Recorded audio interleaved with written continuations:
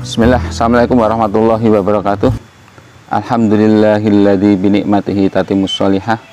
Allahumma sholli ala Muhammad wa ala Muhammad wa ba'd. Para muslimin muslimat yang semoga dirahmati Allah Subhanahu wa taala.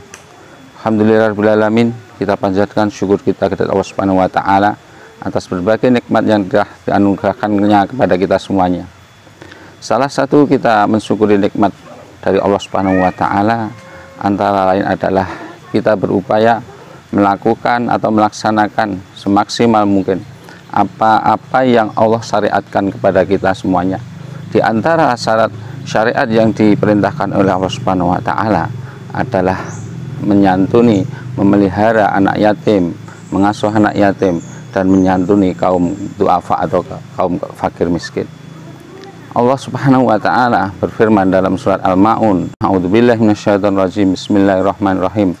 Ara'aital ladzi yukadzibu biddin, fadzalikal ladzi yad'ul yatim wa la yahuddu 'ala ta'amil miskin. Tahukah kalian siapa orang yang mendustakan agama, yaitu orang yang tidak atau menghardik anak yatim dan tidak mengasuh dan tidak memberi makan kaum fakir miskin.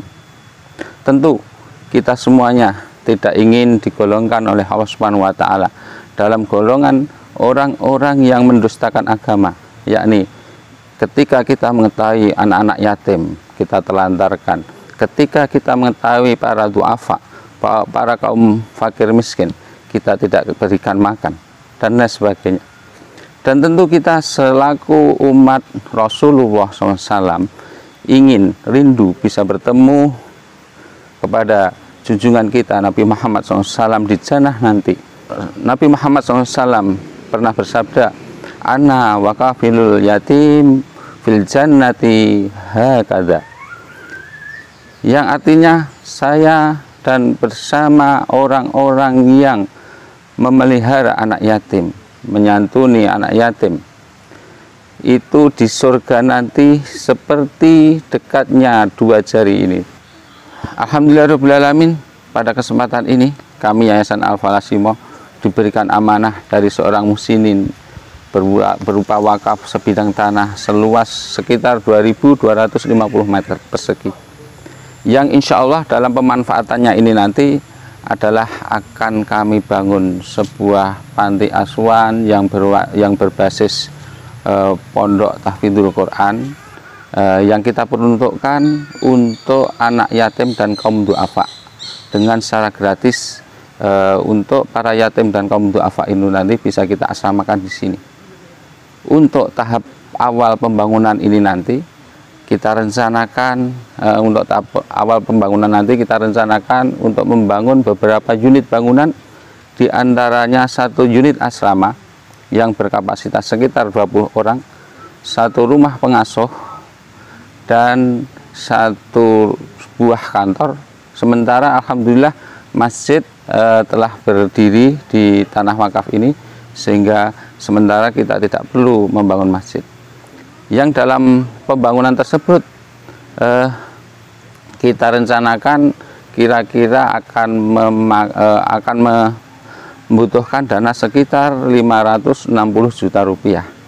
Tentu dana ini adalah bukan dana yang sedikit, melainkan dana yang cukup besar, sehingga kami sangat memohon dukungan bagi kaum muslimin muslimat semuanya. Yang pertama berwujud doa dan restu dari kaum muslimin dan muslimat semuanya. Yang kedua berwujud bantuan moral dan bantuan material dari kaum muslimin semuanya, sehingga kami nanti dalam pelaksanaan pembangunan bisa kita laksanakan pembangunan tahap awal ini yang dalam waktu yang insya Allah akan kita upayakan segera, sehingga pada tahun ini nanti rencana kita untuk membangun panti asuhan yang berbasis pondok tahfidzul Quran untuk yang kita peruntukkan untuk kaum duafa dan anak yatim ini bisa terrealisasikan dengan baik. Untuk itu sekali lagi mari kita berkontribusi sekuat kemampuan kita. Kalau toh itu tidak bisa kita lakukan sekuat kemampuan kita, barangkali kita berupaya untuk menjadikan anak-anak ini bisa kita bisa kita pelihara dengan baik, tempat yang layak, makan yang layak, pendidikan yang setinggi-tingginya, sehingga kelak mereka nanti, para anak-anak yatim kita ini dan para kaum duafa ini bisa tumbuh berkembang menjadi orang-orang yang bisa bermanfaat bagi agamanya dan bagi masyarakat nusa dan bangsanya, sehingga tidak hanya tumbuh secara jasmani, tapi secara keilmuan, secara rohani mereka akan tumbuh menjadi orang-orang yang alim, sehingga bisa bermanfaat bagi agama nusa dan bangsa. Sekian, wassalamualaikum warahmatullahi wabarakatuh.